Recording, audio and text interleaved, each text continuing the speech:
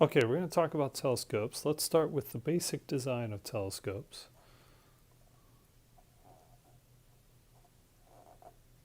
And what I'm drawing here is known as a refracting telescope. It's one that uses two lenses.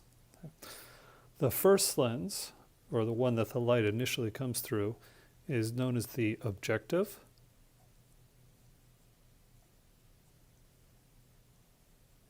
Sometimes also referred to as the primary.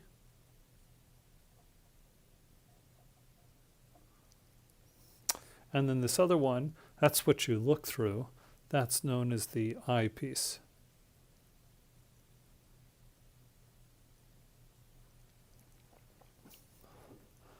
Now, obviously we're using a telescope to look at something. Generally it's something far away, but I'm just going to pretend that we're looking at some person that is some distance away. And the light from that person is going to pass through the objective, and an image, a real image, is going to be created by the objective. And that image is what the eyepiece is looking at. The eyepiece is looking at this real image created by the objective. And then, of course, you have the eye over here looking through the eyepiece to see the final image. The one, of course, this is the image created by the eyepiece. Now, let's go through the general setup here, how the math is going to work, I guess is what I'm really saying. So we'll start with our optic formula. 1 over f equals 1 over do plus 1 over di. Now, generally, when you're using a telescope, the point is to look at something far away. You're not looking at something up close. That's not the point. You're looking at something that's far away. And so the object distance is going to be quite large. And more importantly, it's going to be quite large in comparison to the image distance and probably the focal length as well. And actually it will be. It'll be much larger than both of these. So if the object distance is much greater than the focal length, and consequently, and as a consequence, it's going to be bigger than di, the image distance, automatically, and you'll see why. But if that's the case, then what happens? That means that 1 over do is going to be negligible.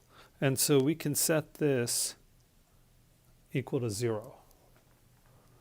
It, of course, might not be 0 exactly. We're just saying that it's pretty darn close to 0, enough to be negligible. And as a result, since this is 0, what does that mean? That means that in our formula, we're going to have just 1 over f is going to be approximately equal to 1 over di, 1 over the image distance. And that means the focal length is approximately equal to the image distance. So in that case, that means up here, this is the image distance. But since the person is very far away, our object distance is quite large, this approximation holds, and that makes this just the focal length of the objective, which we represent with an f sub 0. So that's what's going on there for the objective. Now, let me go over what's happening with the eyepiece. And I'm going to have to make a little space here, so let me erase what I just wrote. It's going to be very similar when we're dealing with the eyepiece, but instead of the object distance disappearing, it's going to be the image distance that ends up going away. And let me show how. It has to do with how our eyes work. When you're looking through the eyepiece, you want your eye to be in the most relaxed state. And the reason why is because when people were first making telescopes, you know, they would be looking through them, astronomers would be looking through them for a long time. You don't want to wear your eye out. You want it to be nice and relaxed. And really this goes for anybody. It's just easier, even if you're just looking through it for a short time. You want it to be relaxed. And it turns out that when your eye is relaxed, That's when it's best for looking at objects that are extremely far away. You might say an infinite distance away. And so we want the light, to get our eye in that state, we want the light coming from this image to come out and be parallel. We want that light to be parallel. That'll put our eye in the relaxed state, because it'll have to be in the relaxed state to bring these light rays into focus. This corresponds to an image that is an infinite distance away. So in this case, the image distance is equal to infinity. And since it's equal to infinity, that means 1 over the image distance is 0. And because that's 0, that's going to mean that 1 over the focal length is equal to 1 over the object distance, which of course means that the focal length, in this case, equals the object distance. This is the object distance from here to here. That's the object distance for the eyepiece, which is going to correspond to the focal length of the eyepiece. That's going to be the focal length of the eyepiece. And what you can see is that this distance, the focal length of the objective plus the focal length of the eyepiece, that's going to be the length of the telescope. Now, strictly speaking, it's the minimum length of the telescope. You would only achieve this when you were looking at objects that were sufficiently far away. As objects get closer, the objective would move outward, or the eyepiece would move outwards, one of them, but the distance between them would increase slightly. But again, what are we using telescopes to look at? We're looking at stars, we're looking at planets. These are all things that are very far away, and so to any appreciable measure, this is going to be the length of the telescope. Now, this is the length, I should say, of a refracting telescope. There's another type of telescope, it's called the reflecting telescope. Let me just briefly show you how that works.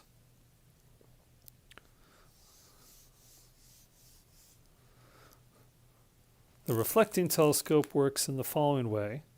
You have what's called the primary mirror, and the light's going to come in. The light comes in like so, hits the primary mirror, and it reflects this way. And you could have your eyepiece over here, but generally what we do is we put a secondary mirror. It's just a flat mirror usually, and that's going to bounce the light back toward the primary mirror. And so what they do is they put a hole in the primary mirror so that light can pass through.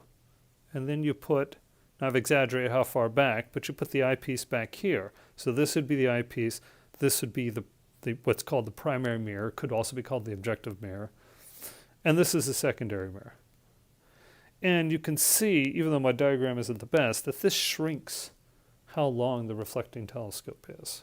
So this length only corresponds to the length of the refracting telescope, but what it always corresponds to is the distance that the light actually has to travel after hitting the objective or the primary. So it has to travel a certain distance between the objective and the eyepiece in order for you to get a nice focused image using the relaxed eye. Now, that's the reflecting telescope. I want to show it to you, but we're not actually doing any problems with that. We're just focusing on the basics. We're just focusing on the refracting telescope and how it works.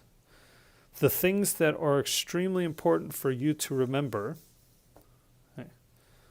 First off, this approximation that if the object distance is much greater than the focal length and consequently the image distance, that means 1 over DO is approximately 0.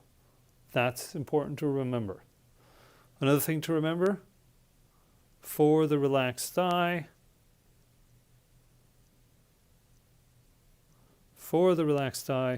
the image distance equals infinity. That's important to remember. And then, of course, we have our formulas.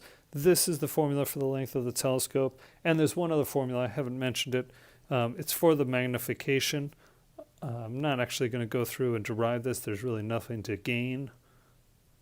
Although if you are interested, I'm happy to show you how it comes about. It's not complicated. Negative FO over FE, that's our magnification formula for the telescope.